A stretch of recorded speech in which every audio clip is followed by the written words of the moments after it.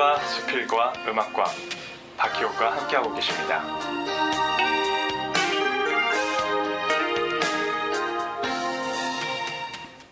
네, 오늘 시와 수필과 음악과 초대 손님 모시도록 하겠습니다. 안녕하세요. 네, 안녕하세요. 네, 이 방송을 들으시는 분들을 위해서요. 개인 소개 좀 부탁드립니다. 네, 안녕하세요. 저는 한국문인협회 워싱턴 지부 회원으로 있는 김성교입니다. 안녕하셨어요. 네, 새해에는 코로나를 이겨가지고 모두 일상으로 돌아갈 수 있기를 소원합니다. 하긴 그 코로나가 이제 좀 종식되나 했더니요. 또 다른 변이 바이러스 때문에 요즘도 골치가 많이 아프시죠? 아유, 글쎄 말이에요.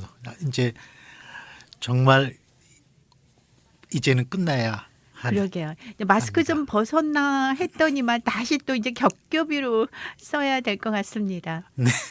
그 원래 그런가 봐요. 이게 편안하다 할 때 더 조심해야 되나 봅니다. 네. 어디 그렇습니다. 요즘 어떻게 지내고 계세요? 글쎄 이 팬데믹으로 1년이면 끝날 줄 알았는데 어떤 유배 생활이 2년째 가고 있습니다. 꼼짝 못하고 시에 집중할 수밖에 없습니다. 옛날과 다른 것은 그 비대면 온라인 시대로 고국인 분들과도 자연스럽게 교류하고 참여할 수 있습니다. 실제로 제가 섬에 살고 있고요. 우선은 누구나 쉽게 읽고 가슴이 따뜻하게 덮여지는 시를 쓰고 싶습니다. 혹시 박 선생님은 고국에 미국 마을이 있다는 얘기를 들어보셨는지요? 저는 독일 마을 있다는 소리 들었습니다. 글쎄 많은 분들이 독일 마을은 기억을 하는데 미국 마을은 잘 모르시더라고요. 네. 아니 미국 마을도 있나 봐요. 네, 독일 마을이 먼저 생겼고 네. 이제 미국 마을이 생겼는데 이번에 경상남도 남해군의 그 지역 특화 발전 특구법에 따라서 독일 마을, 미국 마을, 다랭이 마을 등의 특화 마을이 있는데 이번에 고국의 문학시선 작가협회 주관 그리고 남해군의 후원으로 새로운 특화 마을인 시인 마을을 조성하려 합니다. 네. 제가 그 미국 지부장을 맡고 있고요. 그리고 본부에서는 부회장격인 공동 리더를 맡고 있는데 이 코로나가 수그러지면 이 고국 현지를 오가면서 힘을 보태려고 하고 있습니다. 좋은 발상인 것 같아요. 왜냐하면 글을 쓰시는 더군다나게 미국에서 글을 쓰시는 분들한테는 아주 희소식일 것 같아요. 근데 시작이 네. 우선은 남해군에서 그 진입도로하고 멋진 정자를 지어주겠다 했고 저희가 우선 서너 채 황토집을 지어서 이 고국을 방문하는 동포 시인들에게 무료로 숙박할 수 있도록 지금 너무 좋으네요. 계획하고 있습니다. 너무 좋으네요. 네.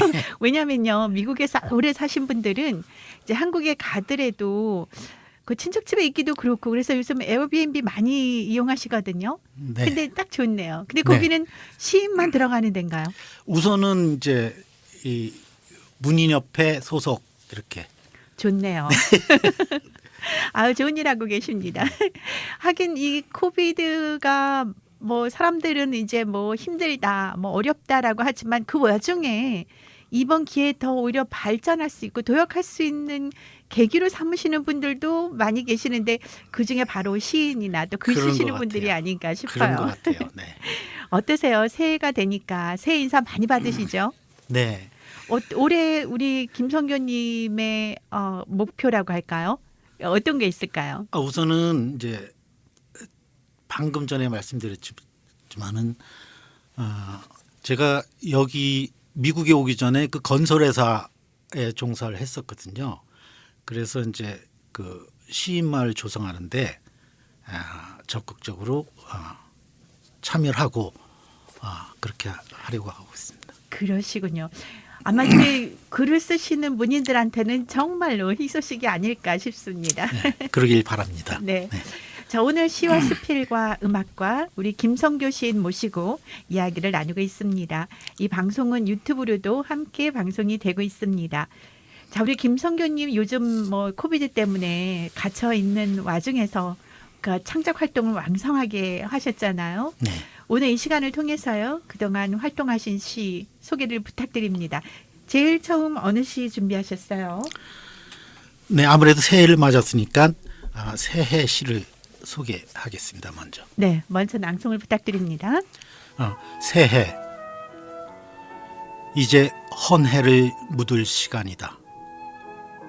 나의 허물과 너의 허물을, 나의 실패와 너의 실패를, 우리의 깨진 사랑까지 담아 다시는 꺼낼 수 없는 바다 깊이까지 수장되는 헌해.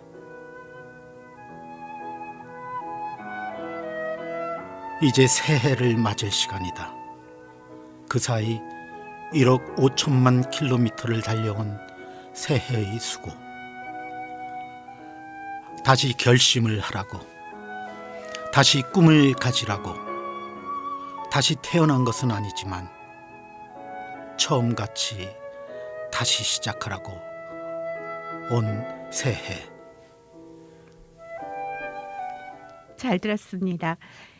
새해가 되면요, 문인들은 아마 새해를 주제로 시 한 편씩은 누구나 다 쓰셨을 것 같은데 어떻게 이 시를 쓰시게 되셨을까요? 글쎄, 지금 방금 말씀하셨듯이 시인은 누구나 지난해를 갈무리하고 새해를 가늠해 보면서 그냥 뭔가를 적게 됩니다.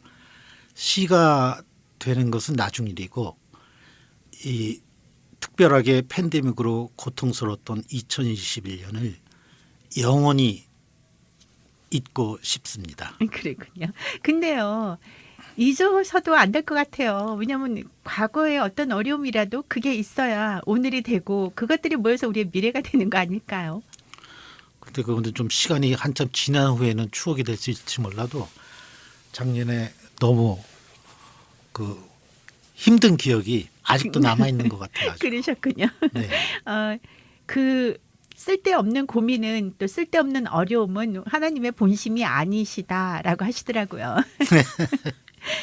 다시는 꺼낼 수 없는 바다 깊이까지 수장되는 한 해라고 하셨잖아요. 글쎄, 이거는 아마 전혀 예상하지 못하셨을 것 같은데요. 시작은 오사마 빈 라덴의 죽음입니다. 미국이 사체를 바다 깊숙이 수장한 것은 영원이라는 의미라고 합니다. 그 이슬람의 장래 문화를 무시하는 비난을 무릅쓰고 수장한 것이죠. 이름조차도 다시는 꺼내지 못하게 말입니다. 그러네요. 그런 깊은 의미가 있으셨군요. 네. 그리고 또는요, 그 시에서 보통 뭐 이런 거리 같은 게 잘 나오지 않는데 1억 5천만 킬로미터라고 하셨어요. 어떤 의미가 있을 것 같아요. 글쎄, 이제 시 공부를 하면서 알게 된 것인데요. 그 사실성, 구체성의 표현이 그 읽는 이에게 쉽게 공감을 줄 수 있다고 합니다. 예를 들어서 그 바람에 시달린 나무보다는 바람에 시달리는 뚝향나무, 바람에 시달리는 삼복성나무, 또는 갈매기가 온다 보다는 괭이 갈매기가 온다 등 좀 더 구체적으로 말이죠. 이게 정답인지는 모르겠지만 그냥 멀리라는 표현보다는 좀 사실적이지 않을까 생각합니다. 그러셨군요. 네. 저는요, 이 1억 5천만 킬로미터라고 하셔서 이러면 지구를 몇 바퀴 도는 건가? 막 그런 식으로 계산을 했었거든요. 근데 그냥 그런 구체적인 의미로 이제 이렇게 쓰셨다라고 할 수 있겠네요. 네, 그렇습니다. 네. 새해를 맞으면서요, 특히 올해가 뭐 검은 호랑이 해라고 그들 말하잖아요. 어떠셨어요? 검은 호랑이 해를 맞이하면서 어떤 각오 같은 게 있으셨나요? 글쎄, 올해는 작년에도 봄에는 코로나가 끝날 거라 예상들을 많이 했었는데 이제 또 변종이 나오고, 그래서 올해는 봄에는 끝내지 않을까. 끝내면은 바로 이제 한국으로 가고 싶은 생각이 그러시군요. 있습니다. 네. 그 시인 마을의 구상으로 지금 머릿속에 꽉 차 계실 것 같아요. 네, 꽉 차 있습니다. 그래서 빨리 가기를 네. 남들보다 정말 누구보다도 더 네. 바라실 것 같은데요. 저 역시 그렇습니다. 네. 부디 빨리 가셔서 네. 시인 마을을 빨리 완성해 주시면 제가 다음에 가서도 쓸 수 있을까요? 아니 물론이죠. 예. 감사합니다. 네. 오늘 시와 스필과 음악과 우리 김성교 시인 모시고 이야기를 나누고 있습니다. 이 방송은 역시 유튜브로도 함께 방송이 되고 있습니다. 아마요 방송을 보시는 분들이나 들으시는 분들이 아 김성교 시인이 저런 분이시구나라고 보실 수 있을 것 같습니다. 자 계속해서요 아끼시는 시 이번에 어느 거 준비하셨어요? 네. 겨울 숲에서 배운다. 겨울 숲에서 배운다. 네. 먼저 낭송을 부탁드립니다. 네. 겨울 숲에서 배운다. 새들의 시야를 가리던 봄이 가고 그리고 여름, 가을까지 가고 나면 비움의 계절이다. 사라짐의 계절이다. 겨울숲이 동안거에 든다. 비움과 사라짐과 우리도 때가 되면 비울 줄 알아야 한다. 사라질 줄 알아야 한다.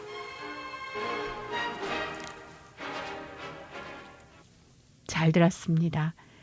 좀 짧은 시긴 하지만 마음에 울림이 좀 있네요. 왜 이 시를 쓰시게 되셨어요? 저희 집 앞에 그 바로 보이는 숲이 있는데 한 10년이 넘어서야 바로 보게 되었죠. 그 겨울이 되니까는 그 속이 훤히 보이더라고요. 그 비어 있는 새 집도 있어요. 그래서 아 다음 것을 위해서 새들도 저렇게 사라지는구나. 나는 어떤가 생각해 봤습니다. 그러셨군요. 왜 그 겨울을 사라짐의 계절이라고 하셨네요. 보통 뭐 저는 생각하기를 겨울이 되면 이게 봄을 준비하면서 가장 바쁘게 보이지 않게 움직이는 그런 계절이 겨울이 아닌가라고 저는 평소에 생각을 하고 있었거든요. 근데 사라짐의 계절이라고 하시는 어떤 이유가 있으세요? 글쎄 그 하나의 현상이나 사물을 보는 시인의 눈은 서로 달라야 한다고 봅니다. 그 겨울은 나를 돌아보기에 딱 좋은 계절입니다. 특히 그 겨울비 내리는 시애틀에서 나를 성찰해 봅니다. 그 기영도 시인은 겨울을 이렇게 표현했습니다. 고맙습니다. 겨울은 언제나 저희들을 겸손하게 만들어 주십니다. 이렇게. 그러셨군요. 저는 기영도 시인 하면은요 항상 생각나는 게 그 엄마가 이렇게 머리에 짐을 지고 네. 그 배추를 네. 이렇게 팔러 가서 그 엄마를 기다리는 네, 그 배추잎 모습이 소리. 먼저 배추잎 생각이 소리. 나거든요.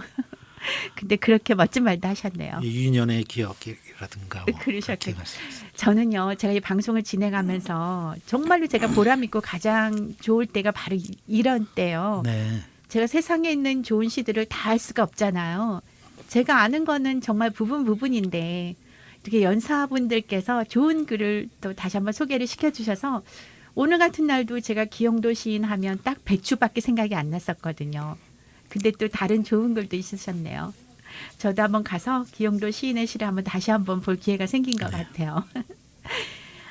때가 되면 비올 줄 알고 또 사라질 줄 알아야 된다라는 거는 누구나 다 생각을 하고 있어요.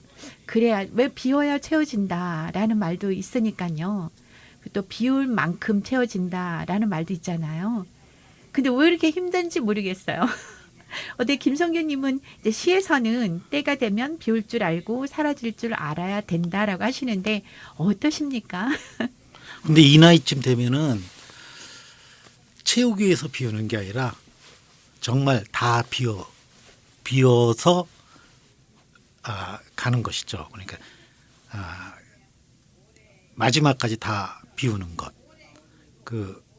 이렇게 그래서 사라질 수 있다는 것은 아직 내가 뭔가 있기 때문입니다. 이제 지금은 순례자처럼 홀로 가벼이 사라지기를 원합니다. 열 맞춰 날아가는 새처럼 뒤돌아봄 없이. 욕망이 있는 사람들에게는 쉽지 않은 일이죠. 네. 그 말씀을 들으니까 제가 생각나는 일이 있는데요. 어제 그젠가요? 날씨가 조금 따뜻해졌는데 갑자기 저희 집 앞에 새가 날아다니는 거예요. 지금 새가 있을 때가 아닌데 새 한 마리가 외롭게 왔다 갔다 하더라고요. 그래서 제가 저 새는 왜 무리해서 일탈해서 저렇게 길을 잃었나 보다. 그렇게 생각을 했거든요. 근데 우리도 그렇잖아요. 가끔 이렇게 길을 잃어버릴 때가 있잖아요. 새처럼. 네. 그럴 때는 시인들은 시를 쓰시면 딱 좋을 것 같아요. 네. 근데 사실요. 이 나이가 돼도 비워야 된다라는 건 이론이지 저는 잘 안 비워지던데요. 왜냐하면 제가 비우면 마치 이렇게 도태된다라는 느낌이 들고 이 소외되지는 않을까 그런 두려움과 미련이라고 그러나 그런 것 때문에 잘 비워지지가 않아요. 근데 아직 그러면은 젊으시네요. 그러니까 그래서 젊으세요 아직. 제가 오늘 친구랑 얘기하면서 이런 얘기를 했어요. 노년에서 가장 힘든 게 뭐냐면 이게 몸은 나이가 드는데 이렇게 마음은 아직까지 청춘인 거 그게 정말 제일 힘들다라고 생각을 했거든요. 근데 김성현님 말씀을 듣다 보니까 전 아직 젊은 글쎄 건가요? 말이에요. 네, 그렇습니다. 네, 오늘 시와 수필과 음악과 우리 김성규 시인 모시고 이야기를 나누고 있습니다.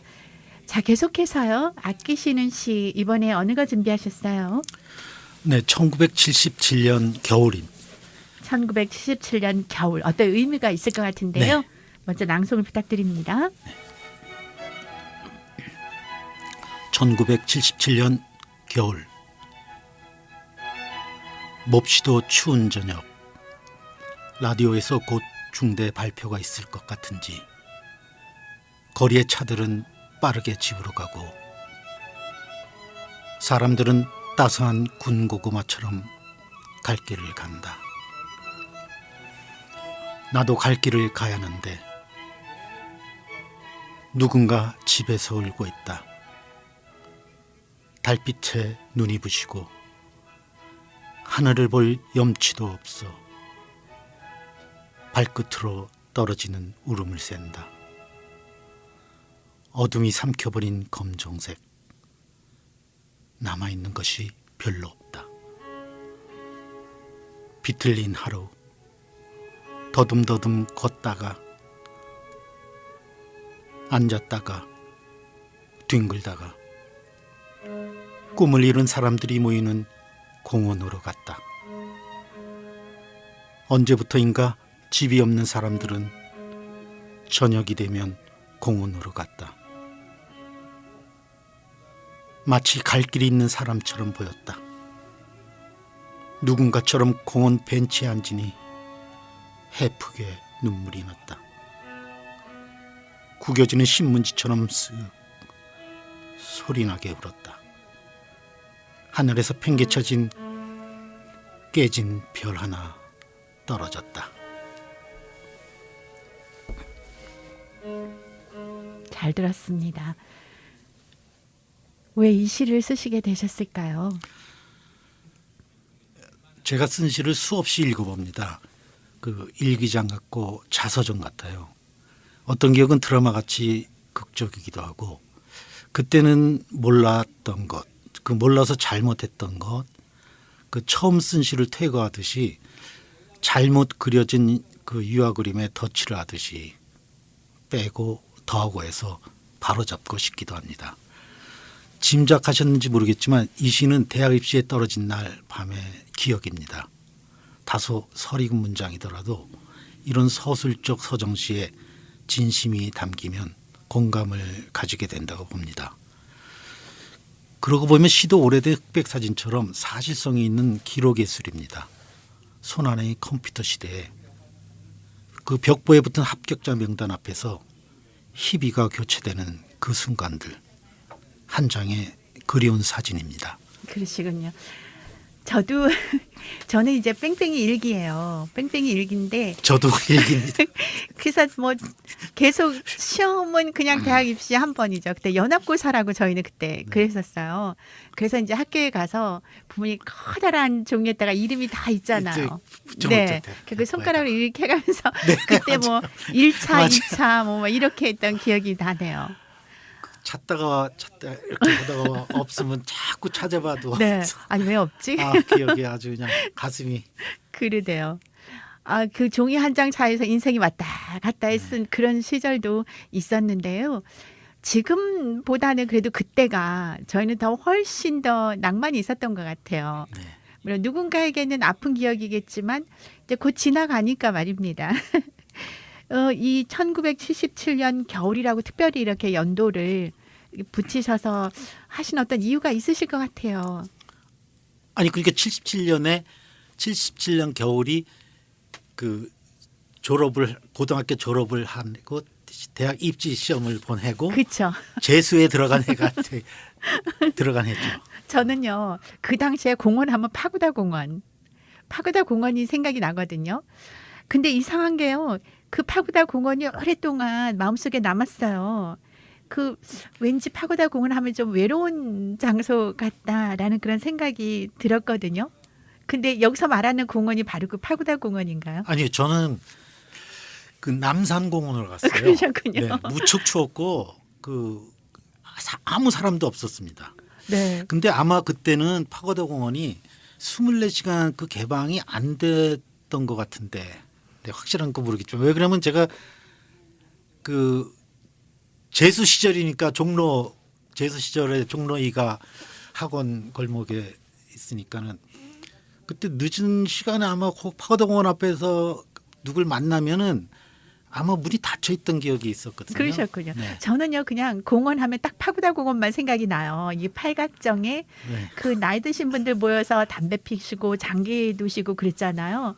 그래서 그 공원을 딱 생각하면 딱 생각나는 시인도 한 분 있습니다. 바로 그 황지우 시인께서 네. 거룩한 식사 저는 파고다 공원 하면 딱 그 생각이 나는 거예요. 왜 그런지 모르겠지만 그 외로운 사람들이 모인 그 공원 바로 그게 파고다 공원 같고요. 그다음에 또 외로운 사람들이 먹는 그 한 끼의 식사 뒷모습 그런 것들이 많이 오버랩돼서 그랬던 것 같습니다. 근데 시에서요 하늘에서 깨진 별 하나 떨어졌다라고 하셨잖아요. 왜 그렇게 표현하셨을까요? 그러니까 세상에서 떨어진 거죠. 제가 그땐 정말 죽고 싶었습니다. 그리고 그 과학적 사실로 보면은 제가 찾아보니까는 별도 깨지고 깨진 별이 또 떨어진다고 하더라고요. 네. 네, 그래서 그렇게 표현을 네. 하셨군요. 사실 그 당시에 저희가 이제 처음으로 보는 시험이었기 때문에 거기서 떨어지면 정말 그 심정이 어땠을까 감 상상이 되기는 합니다. 근데 그 당시에는요, 제가 알기로도 굉장히 입학률인가 거의 미달이 참 많았었는데 그때 미달 없었는데. 그때 제가 알기로도 미달 학과도 좀 많았던 것 같다라고 생각이 됐었어요. 근데 우리 같은 시대에 사는 거 맞죠? 근데요, 이 1977년 겨울 이게 왜 특별히 그 입학을 떨어져서 쓰셨다라고 했는데요. 네. 어떤 그 의미가 있을까요? 왜냐하면 이 1977년 겨울을 쓰신 어떤 다른 이유는 없으셨어요? 다른 이유는 없어요. 네. 네, 그러셨군요. 네. 1977년 하면 아직도 기억나는 게 77학번들이 좀 팔자가 세다. 네. 아직도 기억이 납니다. 우리 김성균님께서는 최근에 좋은 일이 있으셨죠? 네. 네, 한번 소개해 주시겠어요? 이게 이제 온라인 시대가 되고 보니까는 한국의 그 문단도 많이 오픈이 돼 있고 또 그 우리가 가까이 갈 수 있는 그런 기회가 많더라고요. 그래서 그 한반도 문희협회라는 그 한국의 그 문단에 정식으로 등단을 하게 됐습니다. 네, 그 바로 그 시가 이거 1977년 겨울이라는 시인가요? 이거하고 또 하나의 시가 있는데 그거 뒤에 나오면 그때 네. 다시 이 말씀드리겠습니다. 1977년 겨울 하면은요, 이거는 정말 어느 정도 이제 나이가 돼야 좀 이게 그때 이렇게 그렇죠. 해서 연결이 네, 네. 되는 것 같은데요. 이 시에서 본인이 쓰셨지만 그래도 가장 마음에 드는 기절, 내가 이 기절은 정말 잘 썼다 하는 기절이 있으실까요? 글쎄, 그 사람들은 따스한 군고구마처럼 갈 길 간다. 아마도 누구에게도 그 비슷한 기억이 있을 것 같은데, 그 직장을 다니고 월급을 탄 날 겨울밤 버스에서 내렸고 그 따끈한 군고구마를 샀는데 식을까 봐서 가슴에 품고 그 경보로서 뛰듯이 걷듯이 그 집으로 갔던 그 기억이 아마 있을 겁니다. 네. 그러시네요. 저는 그 당시에는 이제 길거리에서 군고구마도 많이 네, 팔았지만 네. 군밤도 많이 팔았잖아요. 네, 군밤도 그래서 제 있었죠. 친구가 이렇게 코트 주머니에다가 군밤을 딱 넣고 손을 싹 집어넣어요. 그럼 거기 군밤이 잡히는 거예요. 그랬던 그런 기억이 나네요. 아유 감사합니다. 정말 오래간만에 네. 1977년도 겨울을 저도 아마 느끼는 것 아, 같았어요. 감사합니다. 오늘 시와 수필과 음악과 김성교 시인 모시고 이야기를 나누고 있습니다. 이 방송은요 유튜브로도 함께 방송이 되고 있습니다. 계속해서 우리 김성교님 아끼시는 시 이번에 어느 거 준비하셨어요? 벽시계. 벽시계. 이 시를 쓰시게 된 어떤 동기가 있으셨어요? 글쎄 뭐 이 세상이 참 많이 변하고 잠시 한눈을 팔면 이제 새 기술이고 그 집에 있는 텔레비라든가 셀폰이 어느새 구형이 되고 이제 어느 날 그 아이패드의 기능에 대해서 이제 공부를 하다가 쩔쩔매다가 한숨을 쉬다가 태엽을 감던 그 시절이 떠올랐습니다. 그 시군요. 네. 먼저 낭송을 부탁드립니다. 벽시계. 그땐 그랬어. 리어카 하나면 충분했던 가난한 내 이삿짐에도 헌옷으로 잘 싸맸던 내가 있었지. 밥을 굶은 아이들이 골목에서 힘없이 햇볕 바라기를 하고 밥을 굶은 너도 하루에 1시간도 못 가다 죽은 듯이 누워버리지. 그땐 그랬어. 아무리 날품을 팔아도 밥을 먹기가 힘들었지. 그래도 깜빡 잊기는 했어도 너에게만큼은 배불리 밥을 주었지. 다시 너의 숨소리 크게 들리고 신나게 하루를 가던 너. 이제 당최 알 수 없는 디지털 기계들 속에서 벽시계에게 밥 좀 줄래? 하는 엄마의 목소리가 그립고 태엽을 감던 나의 시절이 또 그립다.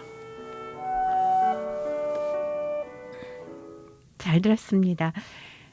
그 당시에 정말 그 보니까 한 세대를 같은 세대를 공유했던 사람들만이 느낄 수 있는 왠지 그런 게 생각이 나는데요. 예전에는요. 혹시 기억나세요? 벽시계가 저희가 정말 갖고 싶었던 벽시계가 어떤 거냐면요. 그랜드 벽시계라고 해가지고 굉장히 큰 거. 이게 그 천장에서부터 바닥까지 나는 굉장히 큰 오르간 같이 아니 하프. 네네 뭐 그런 거 파이프 오르간 같이. 많았었잖아요. 근데 그런 것들은 부잣집에 있었던 것 같아요. 근데 적은 사이즈의 벽시계도 그때는 그게 아마 재산 1호 같은 생각이 들었고 그랬던 기억이 있습니다. 그러시군요. 저는요 그 뻐꾸기 벽시계라고 기억나세요? 갑자기 1시가 되면 문이 열리면서 뻐꾸기가 나서 뻐꾸뻐꾸 네. 그 시계가 생각이 나네요. 사실 이 시계라는 게요 엄격하게 이렇게 시간적 그런 규정이 있잖아요. 또 그걸 따라야 하는 거는 누구나 다 같은 그러니까 굉장히 공평하다라는 생각이 들어요. 요즘 뭐 인공지능 때문에 뭐 그런 많은 게 뭐 다 컴퓨터화 되고 막 이래도요. 우리가 옛날에 그 태압을 감던 벽시계는 참 잊을 수 없을 것 같아요. 그래서 아마 이 시도 쓰셨겠지요. 네. 그때 우리 김성교님께서는 벽시계 기억나세요? 어떤 벽시계인지 기억나세요? 그럼요. 그 아주 큰 것도 아니고 한 중간 사이즈인데 그 제가 그 태엽을 힘들게 그 마지막 처음에는 잘 감기다가 나중에 되면 더 힘들고 두 손으로 이렇게 하던 그런 기억이 그러시네요. 있습니다. 네. 요즘 아이들은 뭐 벽시계가 뭐 그냥 뭐 자동으로 가는 벽시계만 생각을 하겠죠. 그렇겠죠. 네. 네, 그렇군요. 아, 벽시계 잘 들었습니다. 오늘 시와 수필과 음악과 우리 김성교 시인 모시고 이야기를 나누고 있고요. 이 방송은 역시 유튜브로도 함께 방송이 되고 있습니다. 자, 계속해서 아끼시는 시 이번에 어느 거 준비하셨어요? 물입니다. 네, 먼저 낭송을 부탁드립니다. 물이 어디 길이 있어 가는가. 가다가 맘에 드는 곳에 자리 깔면 호수요. 또 가다가 한눈 팔지 않고 멈추지 않고 가면 강이요. 땅을 만들고 과일을 있게 하고 소 돼지도 낳고 사람도 낳고 밥까지 주니 물이 하늘이요. 꽃처럼 피어내는 물은 그냥 물이 아니지요.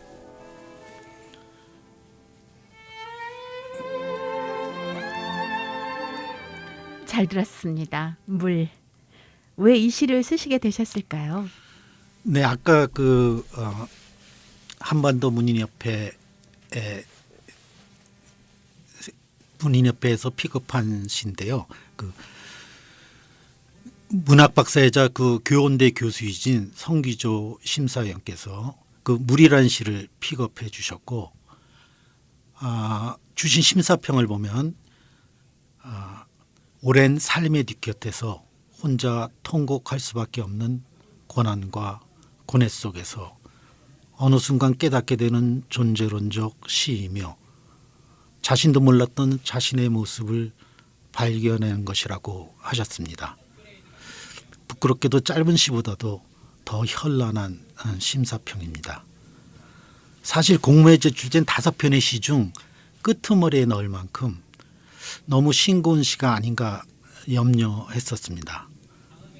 이 시를 쓴 것과 그 관련이 있을지 모르지만 사실 저는 그 물에 대해서 조금은 다른 시선이 있습니다. 대학에서 물에 대해서 전공을 했고요. 그 5년여 동안에 중동 건설 현장에서 물을 만들고 그 버린 물을 관리하는 일을 했지요.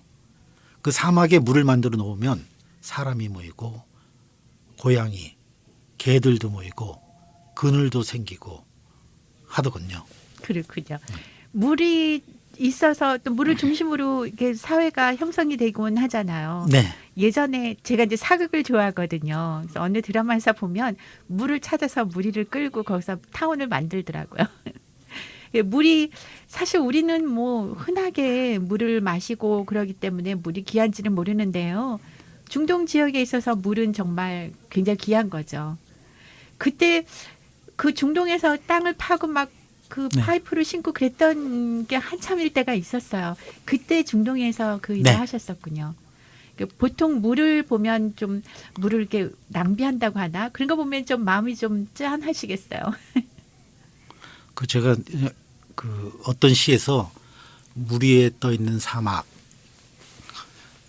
표현을 한 시가 있는데 알고 보면은 이 사막도 그 물 위에 떠 있는 형태더라고요. 그러니까 이 사막 밑에 아주 깊은 그러니까 딥웰이라고 그러는데 이 깊이 파면은 끝까지 파면 물이 나올 때까지 파는 거죠. 그 물이 그러네요. 있더라고요. 네. 그 인디안의 제사 같아요. 인디안에서 기우제를 지내잖아요. 똑같은 그러면은 비가 올 똑같은 때까지 얘기. 기우제를. 네, 여기서 불이 나올 때까지 팝니다. 네. 그러니까 한 번 팠다 하면 항상 성공이겠네요. 물은 나오겠네요. 나올 때까지 파니까. 나올 때까지 파니까요. 네. 인디안 기후제랑 좀 비슷하다라는 생각이 들어요. 근데요. 물이 어디 길이 있어 가는가. 이 귀설이 저는 참 마음에 담았었어요. 정말 물이 어디 길이 있어서 가겠습니까? 물이야말로 정말 자기가 흐르는 곳이 바로 곧 길이 아니겠어요? 그 기절을 보면서 저도 그렇게 물처럼 그렇게 가고 싶은 곳으로 마냥 흐를 수만 있으면 좋겠다라는 생각이 들었는데요. 우리 김성교님께서도 물이 어디 길이 있어 가는가라고 글을 쓰실 때 어떤 생각이셨을까요? 글쎄 이제 뭐 바다가 될 수 있을까 아니면 흐르다 그 뭐 호수에 머물까 아니면 어디 작은 구덩이에서 말라버릴까 뭐 이제 그게 인간의 의지대로 되는 것이 아니고 정말 물같이 이 살아온 길을 뒤돌아보면은 그 인생이 꼭 물 같더라고요. 물 같은 물길을 따라서 가더라고요. 맞네요. 저도 그렇습니다. 저도 한때는요, 이게 물 같은 사람이 되고 싶었어요. 어느 그릇에나 담길 수 있게. 근데 네. 이 나이 돼서 생각해 보니까 그게 욕심인 것 같아요. 그럴 수가 도저히 저는 안 됐었어요. 김성현님은 어떠신가요? 글쎄 저는 그게 이제 주로 좀 소극적으로 또 양보하고 미안해하고 뭐 저는 좀 소극적으로 사는 것 같아요. 좀 물같이 사는 것 같습니다. 그러셨군요. 물같이 바람같이 살라 하네라는데요. 저는 그렇게 할 수 없기 때문에 그 명스님도 그렇게 말씀하셨을 게 아닌가라고 생각을 했는데 네. 우리 김성교님은 정말 물처럼 사셨다면 정말 편안하게 사신 거네요. 이 시에서 보면 뭐 꽃처럼 피어나는 물, 뭐 이렇게 표현을 하셨잖아요. 꽃이 물이 될 수 있나요? 어떻게 왜 이렇게 표현하셨어요? 그거 이제 물을 물로 보지 마라. 뭐 물은 물이요 산은 산이요 뭐 그랬다고 그러죠. 물을 물로 보지 말라. 그 사우디아라비아에 있을 때 그 오아시스가 있는 작은 마을에 갔었는데 그분들이 이 물에 대한 그 감사는 종교적인 수준이더라고요. 물은 신이다 이렇게 그 물에 대해서 존경과 감사를 표하는. 그런 거 보면은요, 저희는 너무 물을 함부로 대하고 있는 것 같다는 생각이 갑자기 듭니다. 예전에 제가 이제 설거지를 하게 되면 물을 틀어놓고 설거지를 막 하면은요, 저희 엄마가 야야 물도 그러니까 물도 충분하지 않은 나라에서 야 그 꺼가면서 해라 엄마 그러셨거든요. 그러면 저는 그때 엄마 잔소리가 듣기 싫어가지고 아이 엄마 내가 설거지하니까 내가 알아서 할게요. 그래갖고 물을 더 틀어가지고 막 했던 건 아는데요. 지금 김성교님이 말씀하신 것처럼 물을 신성시하는 나라에서 본다면 정말 역적이겠네요. 이 시를 들으면서 다시 한번 그 우리가 주변에 너무 흔해서 잊혀지고 감사함을 모르는 그 물에 대한 감사가 다시 한번 하게 되고요. 얼마나 우리 인간에게 필수 불가결한 것이 바로 물이다라는 생각이 들어서 물에 대한 소중함을 다시 한번 느끼게 됩니다. 감사합니다. 잘 들었습니다. 오늘 시와 수필과 음악과 우리 김성교 시인 모시고 이야기를 나누고 있는데요. 이제 제가 한 편만 더 시 소개를 부탁드리고 싶습니다. 어느 시 준비하셨어요? 이거는 통일을 염원하는 시인데 그 바람으로 피는 꽃. 네, 먼저 낭송을 부탁드립니다. 바람으로 피는 꽃. 봄이 오면 남과 북에 민들레가 지천으로 핀다. 높게 더 높게 세우는 꽃대. 바람까지 닿아야 우리가 오갈 수 없는 곳. 북으로 가는 바람도 타고 남으로 가는 바람도 탄다. 좌우도 없이 둥글둥글한 민들레꽃. 버리고 비어서 더 가벼워진 민들레꽃. 바람으로 피는 꽃이다. 갈라서 살지 말라는 바람으로 피는 꽃이다. 잘 들었습니다. 정말 좀 울컥하네요. 바람으로 피는 꽃이라고 하셨어요. 왜 이런 그 통일에 대한 평소에 그 느낌 또 그 생각을 많이 하셨던 것 같네요. 뭐 저희 부모님이 우선은 저희 부모님이 저기 북이 고향이고 이북에 이제 가족들이 계시고 또 어머님이 항상 북쪽을 바라보면서 얘기를 많이 하셨습니다. 그러셨군요. 네. 특별히 요즘 그 통일에 대한 더 갈망이 다른 사람들보다는 조금 많이 있으신 것 같아요. 그래서 바람으로 피는 꽃이라고 시를 쓰셨네요.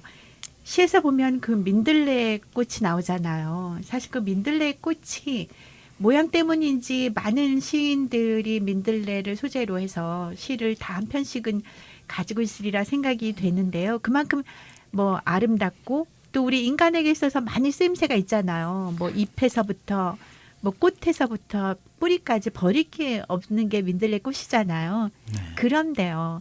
그게 바로 저희 뒷마당에 많으면 좀 성가시더라고요. 저는. 그런 거 보면은요. 참 이 세상에는 유용하면서도 왜 이렇게 귀찮은 느낌이 드는지 모르겠고요. 민들레가 특별히 그 생식력이 굉장히 강하다고 해요. 저희는 이렇게 뿌리를 막 패놔도 다음에 또 피더라고요. 그리고 혹시 그게 그 가털이라고 하더라고요. 제가 찾아보니까는 그 처음에는 그 샛노란색으로 피었다가 그 어느새 솜털 모양의 씨앗들이 그쵸? 품게 되고 아주 작은 바람만 있어도 그 가털에 생기는 그 소용돌이로 인해서 저 멀리 금강산까지 백두산까지 날아서 번식한다고 합니다. 그러네요. 그 민들레 홀씨가 이렇게 바람에 날려서 그렇게 풍요화란 그래서 그게 저는 참 알레르기를 일으킨다 그래서 저는 참 성가셨어요. 바람으로 피는 꽃 잘 들었습니다. 오늘 시와 수필과 음악과 우리 김성교 시인 모시고 이야기를 나누고 있습니다. 이 방송은 역시 그 유튜브로도 함께 방송이 되고 있습니다.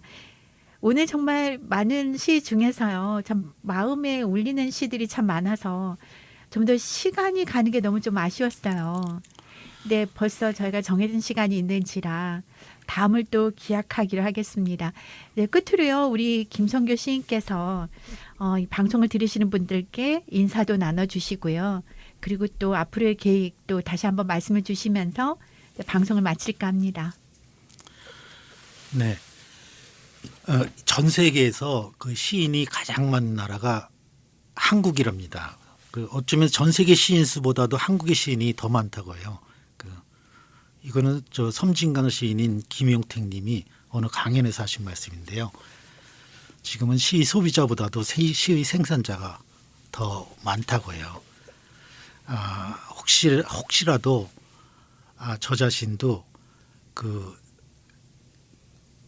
시의 시인이라는 그